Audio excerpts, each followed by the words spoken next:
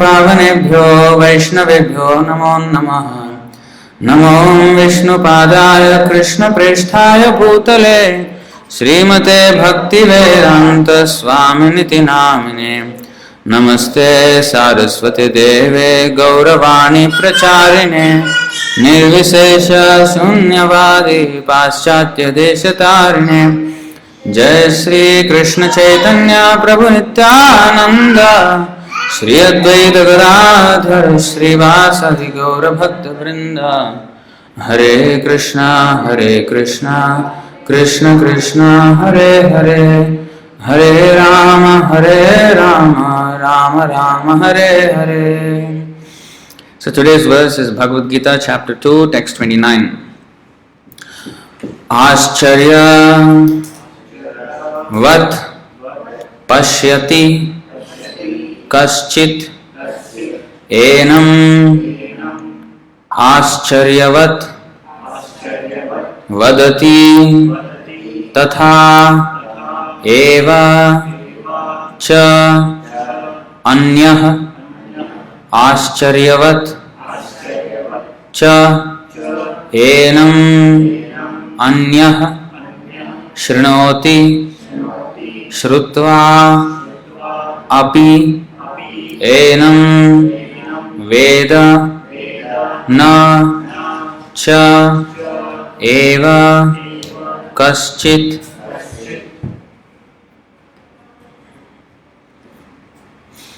आश्चर्यवत् पश्यति कश्चिदेनम् आश्चर्यवद् वदति तथैव चान्यः आश्चर्यवच्चैनमन्यः शृणोति श्रुत्वाप्येनं वेद न चैव कश्चित्।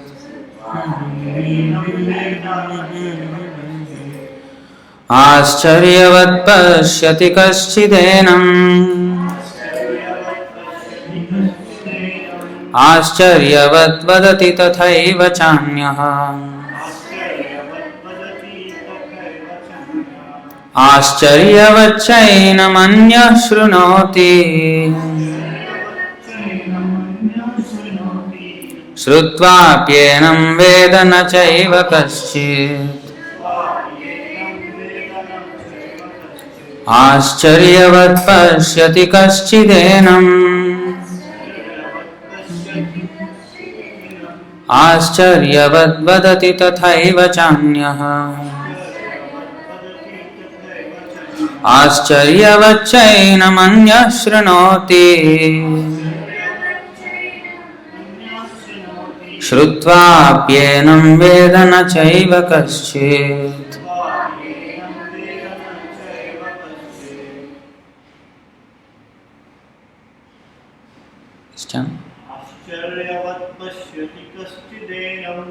आश्चर्यवत् पश्यति कश्चिदेनम् आश्चर्यवद् वदति तथैव चान्यः आश्चर्यवच्चैनमन्यः शृणोति श्रुत्वाप्येनं वेद न चैव कश्चित्। One second. Just Hare Krishna. Okay, it's working.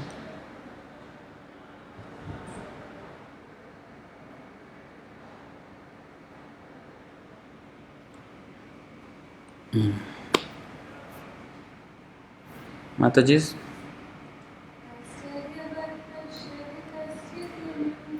आश्चर्यवत् पश्यति कश्चिदेनम्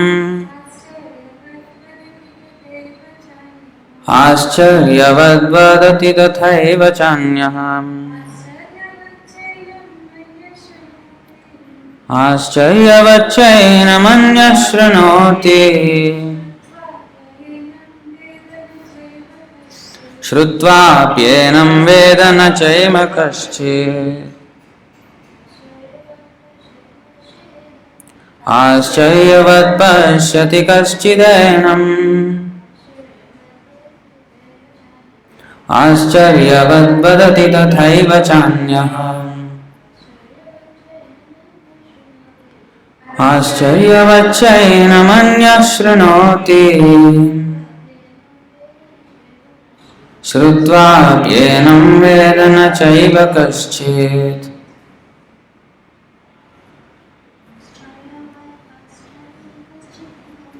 आश्चर्यवत् पश्यति कश्चिदेनम्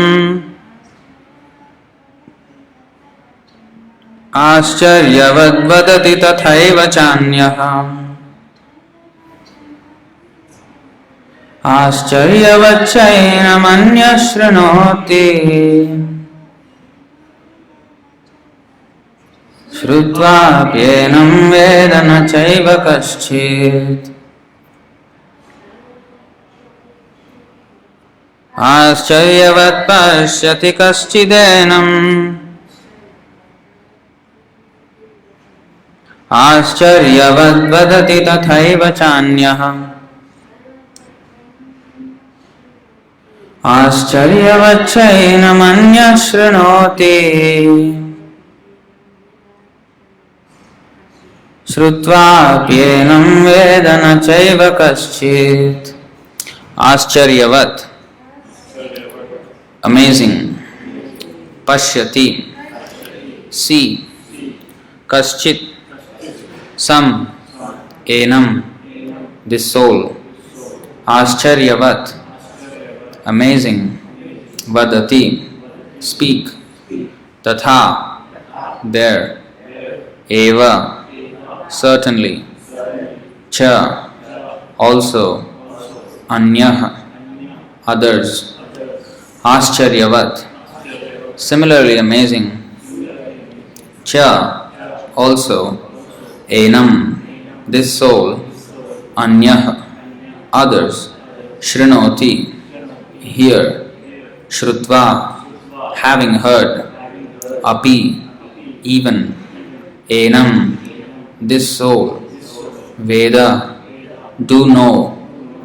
Na, never. Cha, and eva, certainly, kaschit, anyone. Translation and purport by His Divine Grace A.C. Bhaktivedanta Swami Srila Prabhupada Ki.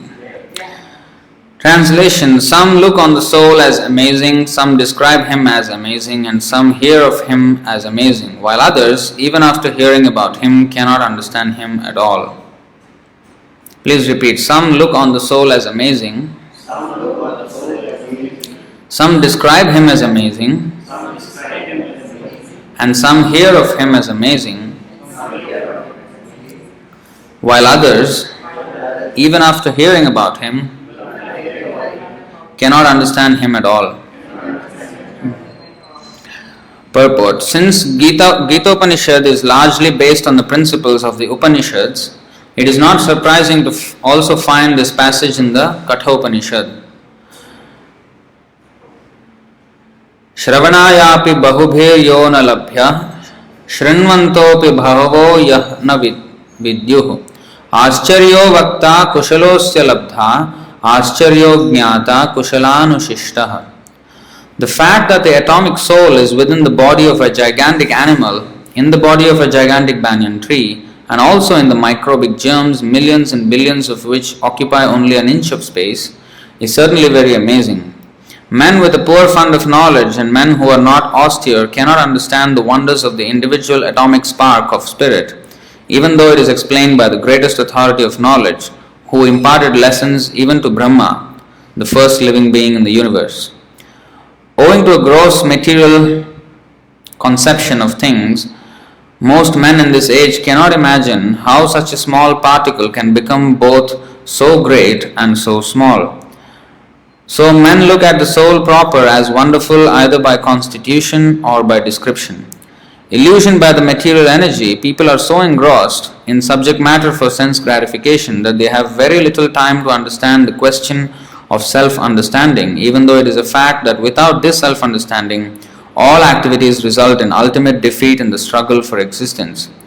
Perhaps one has no idea that one must think of the soul and also make a solution to the material miseries. Some people who are inclined to hear about the soul may be attending lectures in good association, but sometimes, owing to ignorance, they are misguided by acceptance of the super soul and the atomic soul as one without distinction of magnitude. It is very difficult to find a man who perfectly understands the position of the soul, the super soul, the atomic soul, their respective functions, relationships, and all other major and minor details.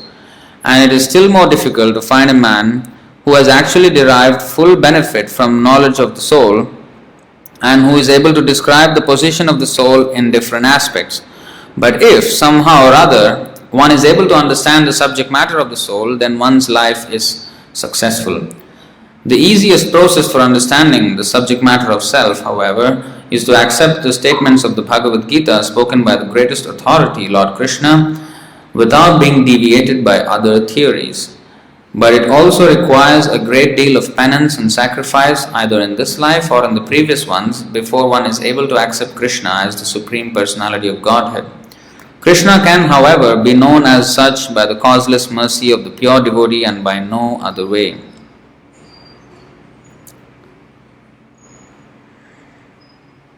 So a very important verse from the second chapter. I think until now, from second chapter verse 13 to the previous one, 28.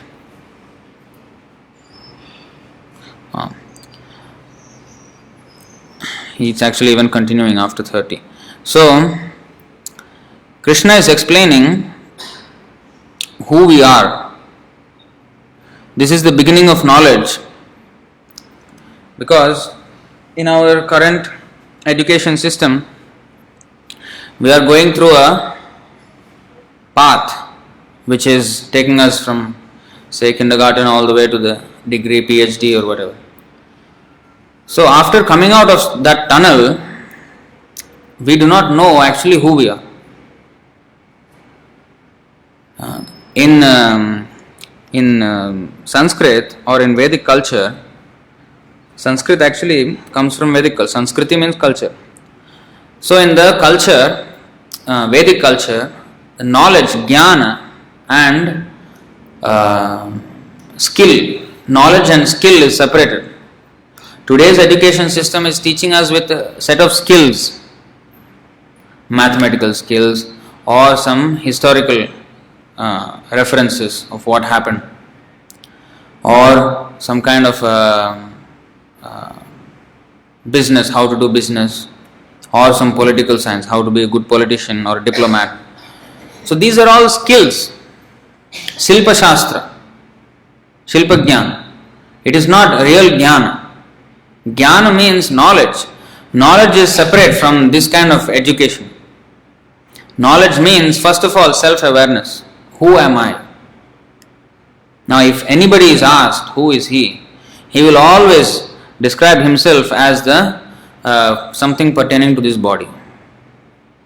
We say we are Indian, we say we are human beings, we say we are man, woman, or black, white, fat, thin, tall, short. All these descriptions are of the body. But here the first thing Krishna is telling that you are not this body. This body, if Krishna very logically explains, Prabhupada also explained that when a dead body is lying down, so everybody is crying that this person is missing. So if the body is the person, because all life we are thinking like that, this is me, this body, we look at in the mirror, oh, this is me. So this body, this face, the same face is lying down, the same body, nothing has changed. But nobody is enjoying his presence. Everybody is crying. Everybody is saying he is absent. But if the body is the person, he is present right there. Why is everybody saying he is absent? That means if he actually is absent, because he is not there. Nobody comes to a dead body and say, how are you? Nobody, because they know he is not there. But then the body is there, but he is not there. That means he is not the body. It's very simple logic. Actually, if we sit down and think for a while, we can easily understand that we are not this body. Even in our language, Srila Prabhupada always gave the example that we say, this is my head. Oh, my head is aching. My hand, my legs, my heart, my mind. So all these things, or my stomach. So all these things are my. Then who am I? Suppose I say, this is my dress, this is my computer. All these things belong to me. I am something else. I possess these things. I am not the computer, I am not the dress. So when we say my body, body belongs to us, that means I am something else than the body.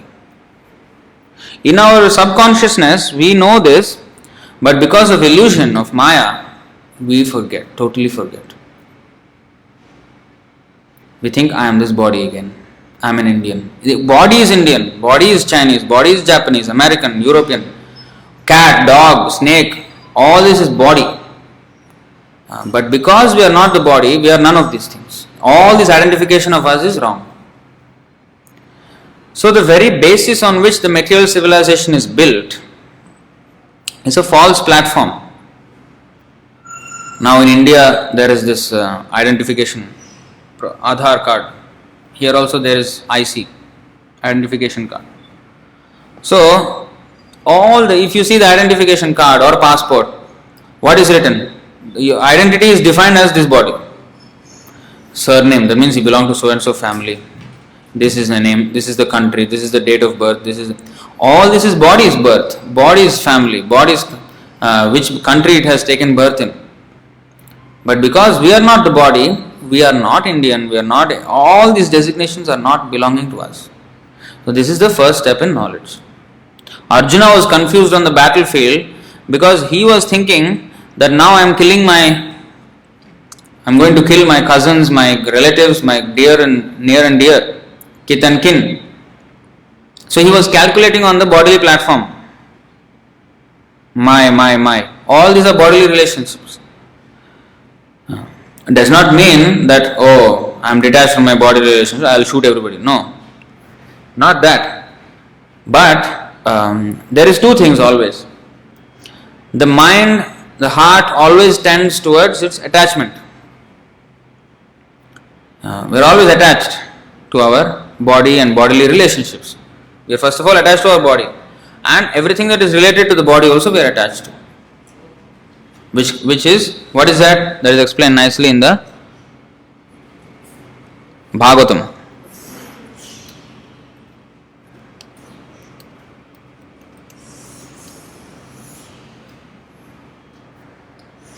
This is a very nice verse. Srimad Bhagavatam. Pumsa striya mithuni bhavametam tayor mitho hridaya granthi maho ato graha kshetra sutapta vittair janasya mohoyam aham mameti. So this is the bodily consciousness and extension of the bodily consciousness. What is that? It starts like this. The attraction between male and female is the basic principle of material existence. On the basis of this is actually misconception.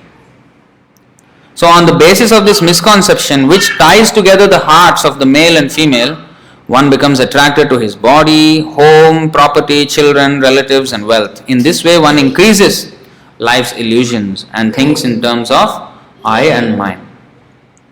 So aham mameti, the word here in Sanskrit is used, aham mameti, mohoyam, out of bewilderment, aham mameti. Aham means I, mameti means, mama means my. So I and mine. Everything we calculate in terms of my wealth, my family, my friends, my enemies, my work, my home. All these things. These are extension of bodily. My country, my species, my society, my race. So this is how our illusion is increasing. So Arjuna is advised by Krishna here that it's not only for Arjuna, it is for us actually. Arjuna is already, he is personally friend of Krishna. What need is there for him to learn Bhagavad Gita? Actually there is no need.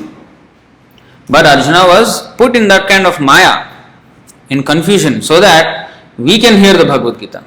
The Bhagavad Gita is written for us. He is already personal friend of Krishna. Krishna Surya Sama. Krishna is like the sun. When you are facing the sun, where is the question of darkness? So when he is with Krishna, where is the question of ignorance? How is Arjuna put into ignorance that he is confused? A person, a devotee of Krishna is never confused. Never. Because he knows that everything is belonging to Krishna. When we see in a perverted way that everything belongs to me, or not belonging to Krishna, then our confusion starts. Because we don't see things in the proper perspective. Suppose I'm in darkness, and I touch something, I feel it's a snake, but actually it was a rope. But because I perceived it as something else, because of my ignorance, because of my lack of perceptive power, and therefore I am in fear now. But if the sun was there, then I would see it's a rope. I wouldn't be as afraid. So, like that, in ignorance only, we are having all these confusions and fears. So, but a devotee is never in fear or confusion. So, Arjuna is actually not in confusion, but he was temporarily put in that position so that he will ask questions which are good for us. So, Krishna will reply, and the Bhagavad Gita will be recorded by Vyasadeva, and today we can read.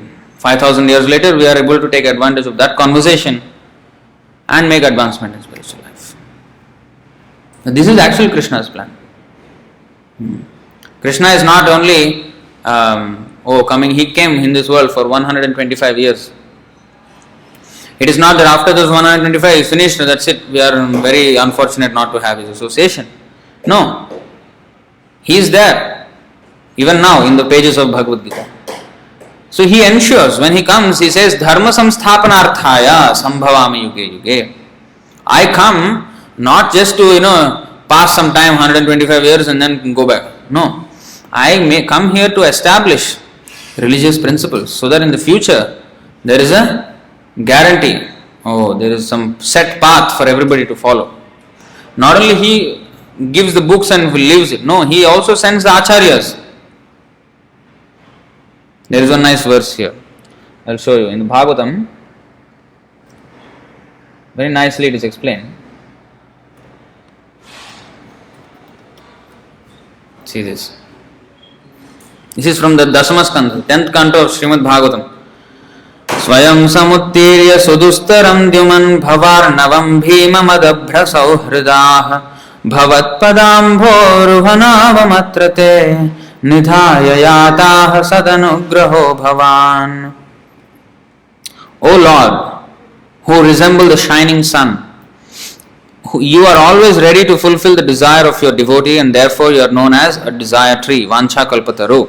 Desire tree means, in the spiritual world, here in material world, mango tree will give mango fruit, apple tree will give apple fruit. In the spiritual world, the desire tree, vancha kalpataru means, it will give anything you want, whatever you desire. Just like, if I ask you to bring a cup of water, you will bring. So that is, or if I ask you to come bring maybe one fruit, you can bring. So you see, you can bring anything that I may desire, or I can bring anything that you may desire. So like that, the trees in the spiritual world are like that. When acharyas completely take shelter under your lotus feet in order to cross the fierce ocean of nescience, they leave behind on earth the method by which they cross. You see, and because you are very merciful to your other devotees, you accept this method to help them. So the Acharya leaves a method by which we can, just like setting a trail. When you go, you're setting a trail behind for others to follow. This is very important. The Acharyas.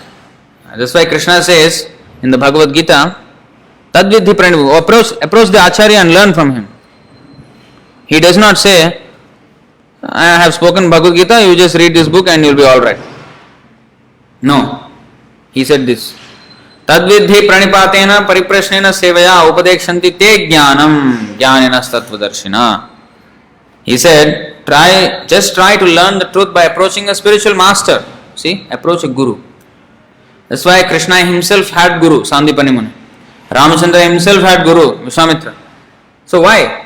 He doesn't, he is the Guru for all, he is Jagat Guru. But why he is taking Guru? Chaitanya Mahaprabhu also accepted Guru, Ishwarpuri.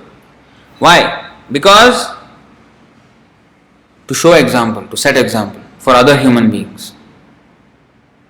Materially also speaking, we all have Guru, right? We are going to school, we are having some teacher. Without teacher, what we can learn? On our own, what we can learn? You may say, no, nowadays I watch YouTube. I learn everything from there. But YouTube was somebody teaching, no? Somebody is teaching that YouTube. He is putting his face and he is teaching that. So we have to learn from somebody. That is always the way. Then when we become perfect, then we will know how to apply all those things.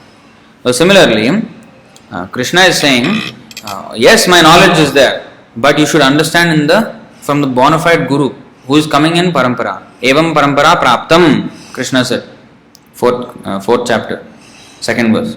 Evam parampara praptam is received in parampara system, not family parampara, but Guru Shishya parampara.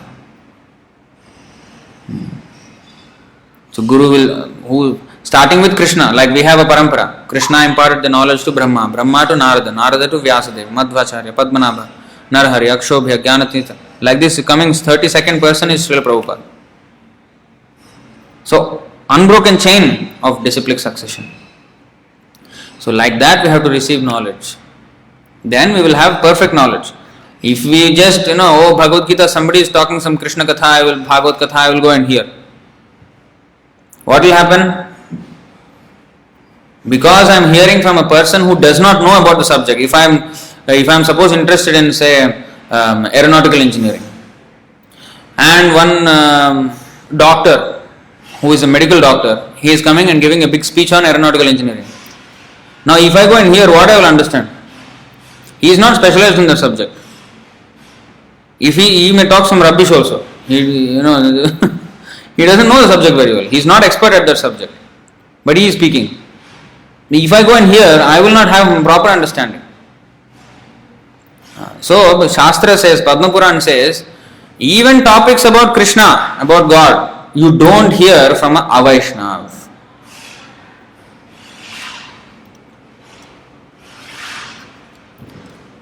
This is a very important point.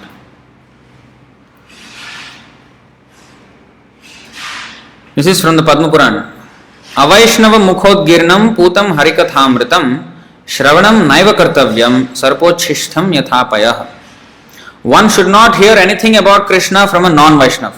Milk touched by the lips of a serpent has poisonous effects. Similarly, talks about Krishna given by a non-Vaishnava are also poisonous. So we have to see the source also, channel. Nowadays there is a propaganda of fake news. Yes, something has happened, but that something which has happened, if I want to know about it, I have to know from proper source. No?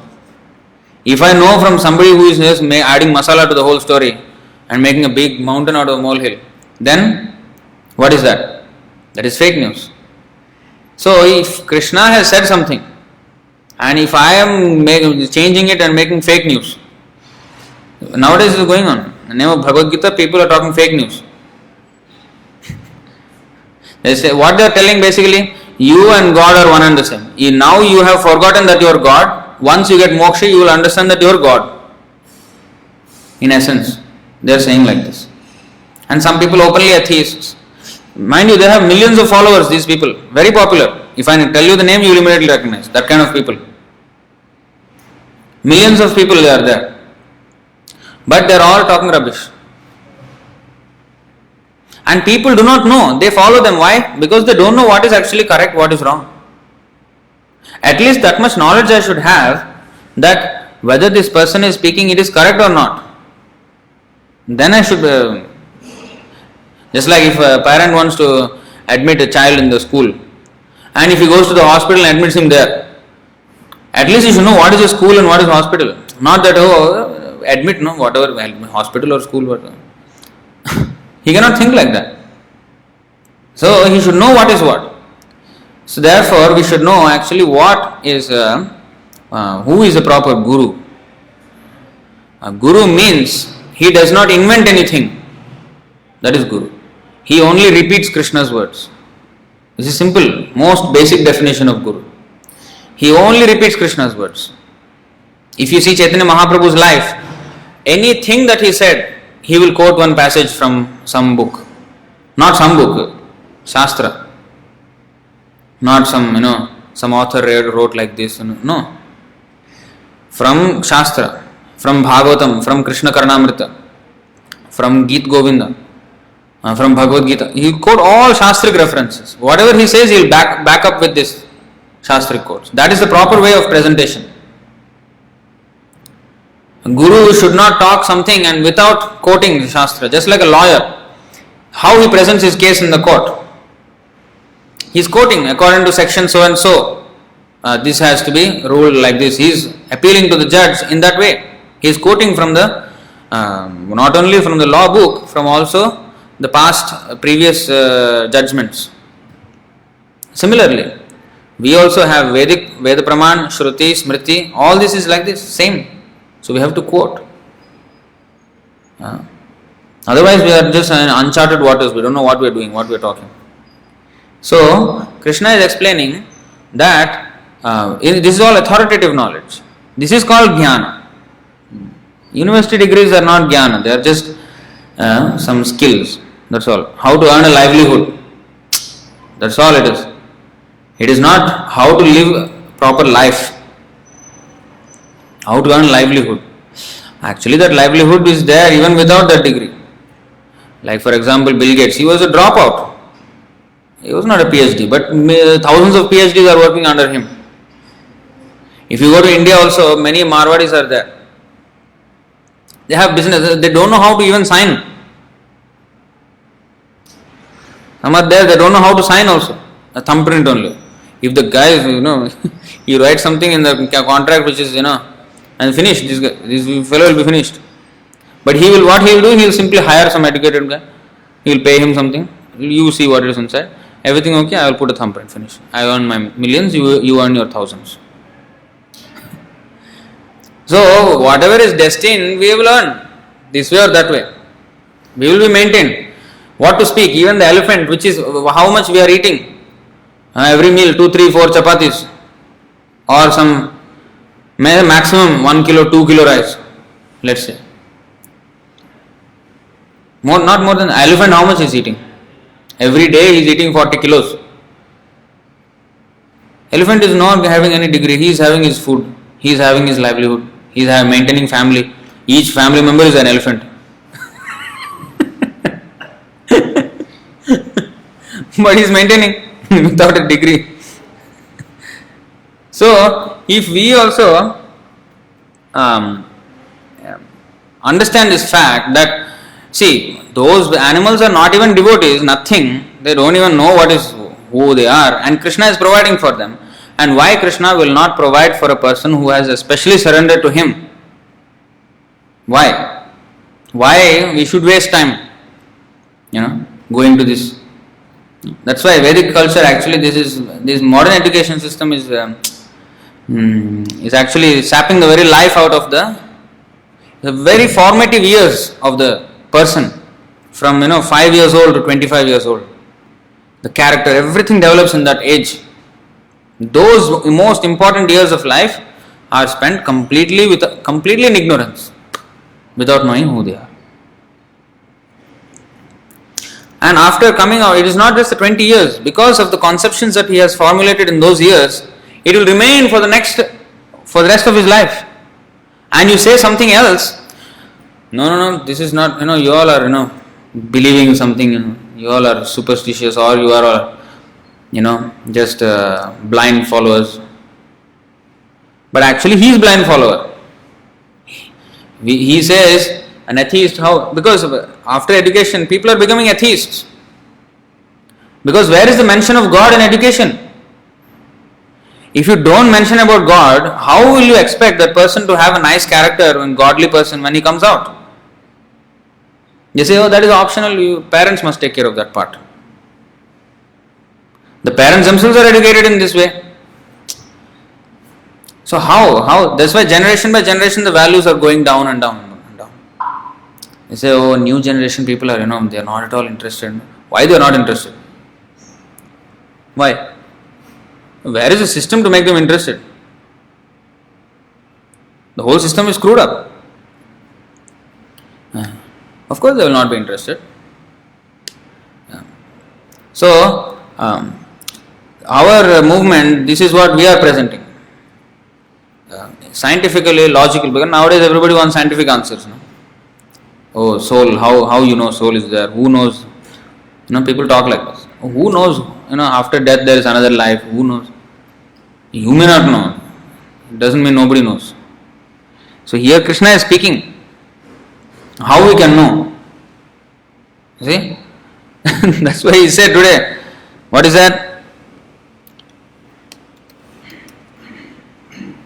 Ascharyavat pashyati kaschideenam. You see, some look on the soul as amazing. Actually, it is very amazing.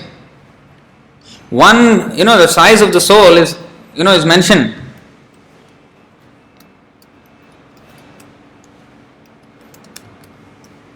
See this. Keshagra shatabhagasya shatamsha sadrishatmakaha jiva sukshma swarupoyam sankhyatīto hi chitkanaha. There are innumerable particles of spiritual atoms, that is the souls, which are measured as 1/10,000th of the upper portion of the hair. So the hair, the upper portion, the tip of the hair, if you divide into 10,000 parts, that one part is the size of the soul. This is a scientific description. This is not some belief system, no, a scientific description. The size is mentioned here. So that, how much detail it is there. So actually it is very amazing that this small particle is powering the entire body, as how big a banyan tree is. I went to, I think, Bangalore. There was one banyan tree with so many roots, all reach to the ground and deep into the ground, and it is like so big. The whole tree is like many trees. Actually, it's only one tree, because the banyan tree, the roots will hang, and then they hang so low, because so long, so old the tree. The roots, came down and then went to the ground and then became a solid trunk by itself. And like that, I think almost 50 to 60 trunks. But it is only one tree. Vast area, only one tree. Even in the Amazon forests, so there are big trees are there, hundreds of meters tall. That whole tree, that is 100 of meters what we see. To maintain that tree with sturdy, grip and position, how much extensive the root network must be. So all that, the entire thing is only one soul, powered by one soul. And the microbe also is only one soul. Actually, we can understand this for in a way. Like for example, if I am riding a motorbike, it's a small vehicle driven by one human being, and then there is a big 747 or 787 nowadays, Dreamliner, or Airbus 350, 380. So the big planes, or even spaceships, or big trains, also driven by one person. So the vehicle, this body is like a vehicle. So like that, if we understand, so we can understand how amazing this is, the soul. And a person is credited with so many achievements, talents, skills, and charisma, all these things. But one moment the soul leaves the body, everything is rotting. That's all. Nobody even wants to see, put and cremate. Otherwise, it will smell so bad.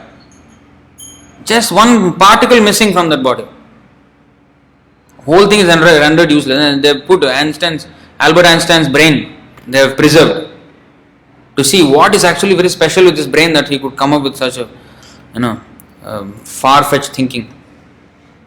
But nothing is there in the brain. It is the soul who is powering. Why Michael Schumacher is the fastest driver in the world? The same Ferrari another person also had.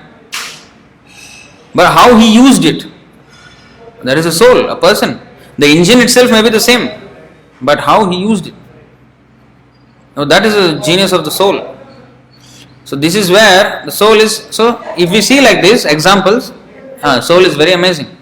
Some describe him as amazing, like Krishna described how it doesn't die when a body is slain.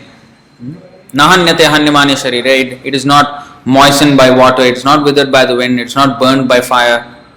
So how to imagine something which is not, all these things. It is not affected by all these things.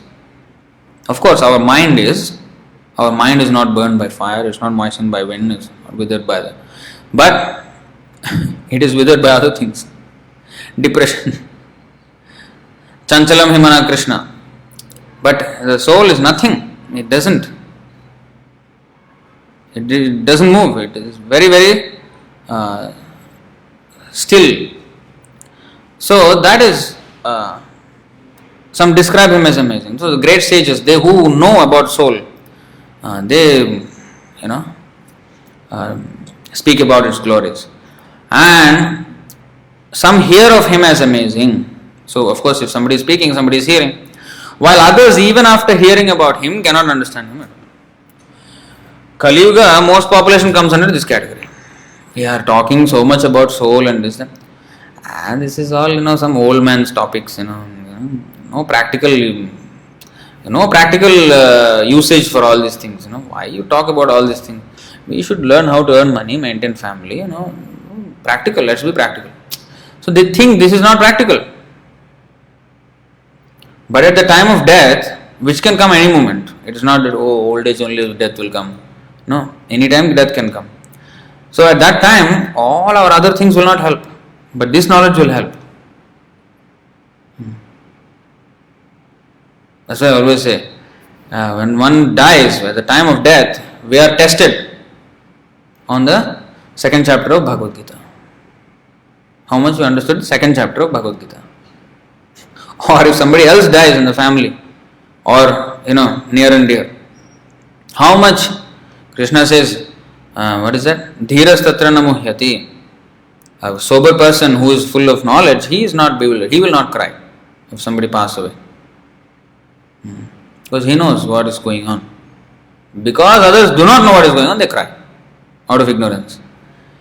So, a person who is in knowledge, he knows what to do, how to react. So emotionally, so this is emotions, right? Why some people emotions are so fragile, easily agitated? Why? Because spiritually not grave, not deep. Intelligence, there is no contemplation. If we just live on the surface, the whole life, without deep thinking and without contemplating the real knowledge given in Bhagavad Gita and deepening our understanding, the roots must deepen. Otherwise, when the storm comes, the whole tree will, sometimes in Singapore they plant trees. Trees itself they will come and plant. And they will put some support because the root system has not yet developed. So, sometimes some heavy rain comes and the tree is gone, it fell down. Because root system is not firm. So, if our understanding is not very firm, then we will immediately, slightest agitation, we will trip and fall. So therefore, we should not wait because life is going to hit. Sometime life is going to hit. Sometime is high tide, sometime low tide. It will go like that on life. It is not like, like a still lake. No. It is always going in tides. When life hits very hard, people, either become atheists, take to intoxication, all these things, depression, something, mental hospital, end up in mental hospital. This is what people do. Why? They don't know what to do with their life.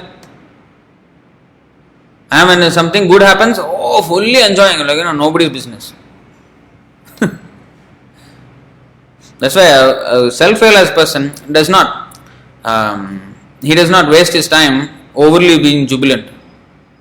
He's not overly jubilant and overly morose. He's not never morose. And he's not overly jubilant. He's jubilant. It is not that he is not, say, emotionless like that. He is not a stone. He has feelings. He is always jubilant, but not on the material platform. The definition of our happiness, we always base it on the things that happen in our life. Oh, this situation, that situation. Because we are attached to those situations. So if that is favorable, I will be happy. If that is unfavorable, then I will be unhappy. So our definition of happiness is we are defining it on the external circumstances. But if our definition of happiness is internal, what does internal means? Internal means understanding, first of all, I am the part and parcel of Krishna. And Krishna is in the heart. I am with him in the heart. Now it is explained nicely. Soul is in the heart, the Atma is in the heart, Paramatma is also in the heart. So we have to connect with that Paramatma. How to look inside, how to connect. That's why he comes, you see.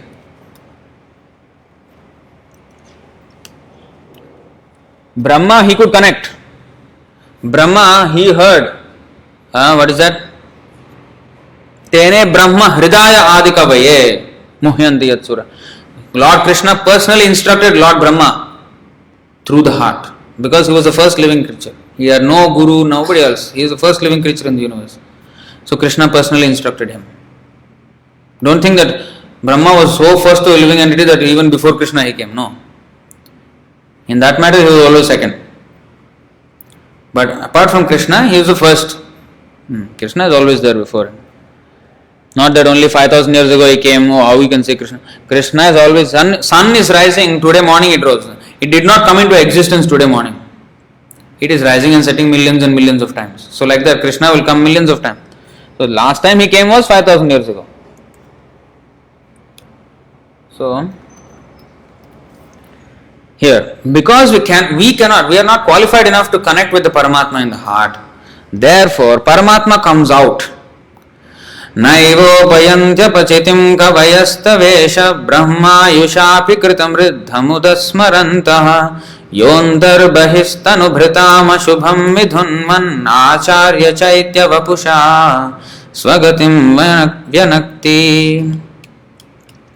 O my Lord, transcendental poets and experts in spiritual science could not fully express their indebtedness to you, even if they were endowed with the prolonged lifetime of Brahma.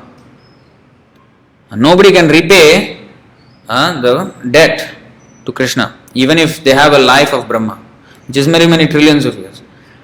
Why? For you appear in two features, externally as the Acharya and internally as the Super Soul, to deliver the embodied living being by directing him how to come to you. So the Paramatma, the Guru, is the external manifestation of the Paramatma. Because we cannot connect with the Paramatma, we cannot talk to Paramatma. Paramatma comes out in the form of Guru and directly instructs us. You chant 16 rounds, Hare Krishna. Otherwise, how would we know what to do? Even if we read the Bhagavad Gita, okay, we have to become devotee. How to become devotee?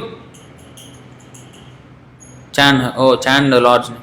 Even if you know, if we have to chant the Lord's name. Okay, Krishna, Narayana, something we will do. How many times? What is the standard? Directly, Acharya will tell. You do like this. There is no more ambiguity, nothing. So now, all that remains for us to do is execute his order. No need of figuring out, no need of speculation, nothing. Save all the time. Just take the instructions. The Acharya will not cheat us. There are many gurus nowadays who are simply there to cheat people. Don't follow such people. Be very careful. You must have parampara, system, authorized. If somebody is saying his guru, ask him, who is your guru first? Who is his guru? Who is his guru? Is it tracing back to Krishna or not? You must have all the names in that disciplic succession. Then you can see whether he is maybe what he is saying. After that also he may speak nonsense.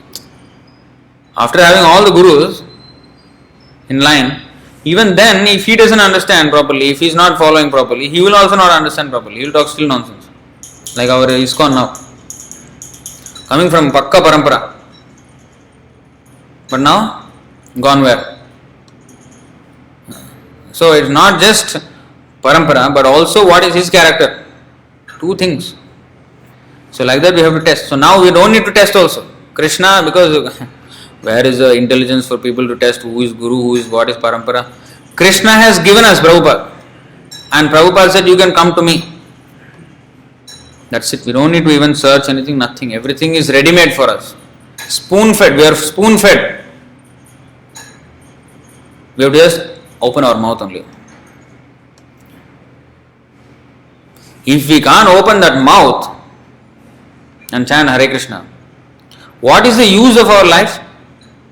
After Krishna not only came 5,000 years ago, spoke the Bhagavad Gita, left it, and then again came as Chaitanya Mahaprabhu, told us how to follow the Bhagavad Gita as a devotee. Not enough. Again came as sent Prabhupada, of course all the acharyas in the line. Finally Srila Prabhupada, who even seeing our fallen nonsense standard, he reduced the 64 rounds to 16 rounds only per day. And then follow the 4 principles. Everything is there, the knowledge is there, very simple language. Any educated, simple, primary educated school child who can read these books. So all that much is given. Now if we do not take up, who is to be blamed? That's why this verse is there. Prabhu showed the other day.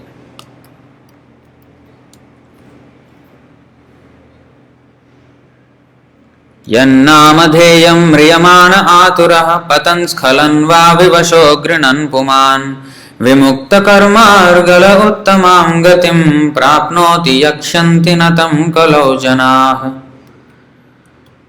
Terrified, about to die, a man collapses on his bed. Although his voice is faltering and he is hardly conscious of what he is saying, if he utters the holy name of the Supreme Lord, he can be freed from the reaction of his fruitive work and achieve the supreme destination. But still, people in the age of Kali will not worship the Supreme Lord. That much easy it is. Still, Kali Yuga's people will say, oh, you carry on, you Hare Krishna is not so important. They have no interest. That is the unfortunate position of this Kali Yuga. Devatas themselves want to take birth in Kali Yuga. Because in Kali Yuga, just by chanting like that, you can go back. Such a short lifetime here. Chant, finish, go back to Godhead. No more coming back, finish. But the people of Kali Yuga. So therefore, Bhagavatam says, those who are intelligent, they will start worshipping.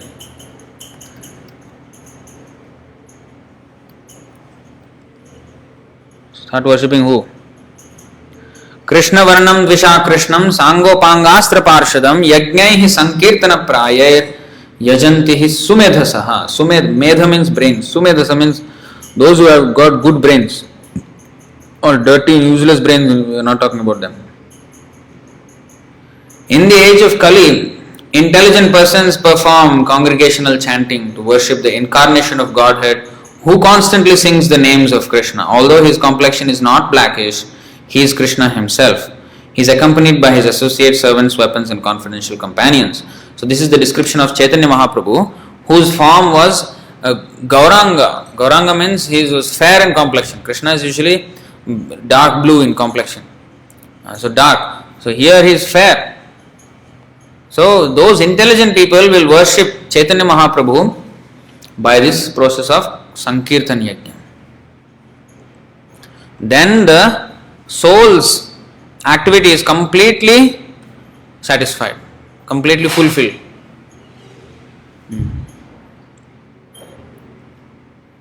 Very simple process. The whole difficult path of self-realization is simplified just by chanting. That is the special benediction for this age. So, we request all who are, here, don't, procrastinate and Because life will offer so many reasons, for us to go away. There is the two ways Maya will work. Prakshepatmika, Avaranatmika. Two things Maya will do. How Maya will illusion us drag us away from Krishna? Two things. First, she will throw us from the position of devotion. Something. Suppose I want to come to the temple today. Some sudden boss will call and you are meeting something, you finish, thrown out from the path. Or some family something urgent. Oh, that's it. Off. And then once I'm off, it is easy for Maya to work. Because as long as I'm with devotees, the association, Maya, it's very hard for her to penetrate our consciousness. But once we have one chance of slipping away, then Maya also has perfect tactics.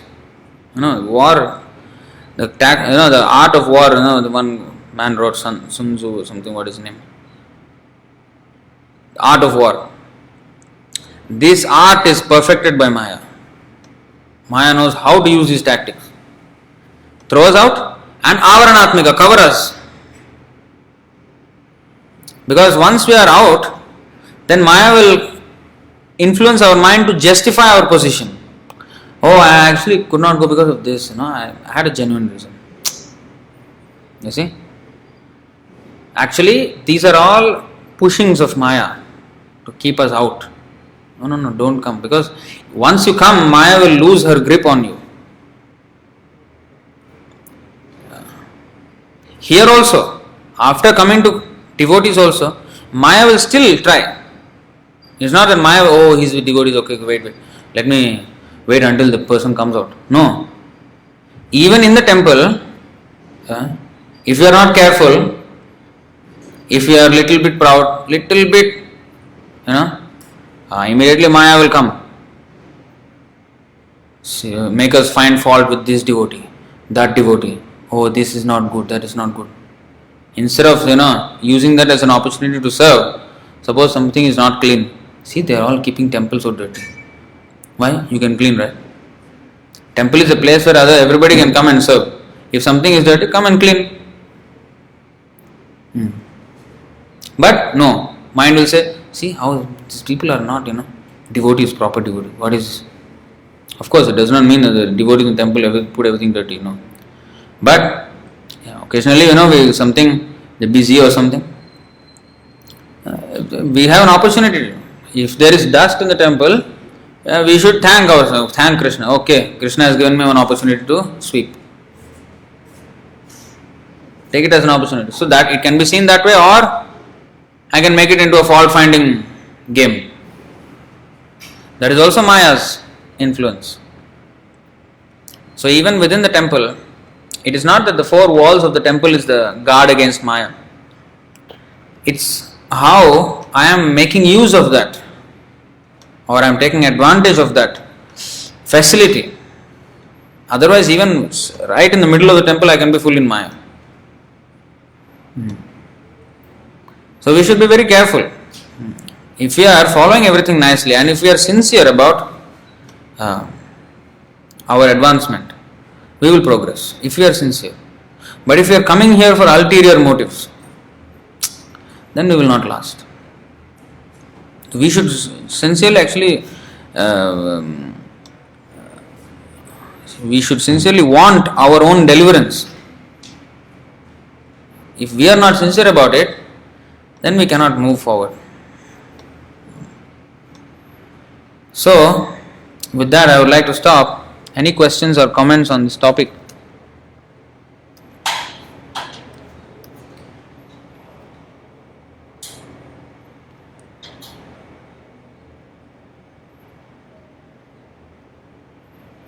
Any questions?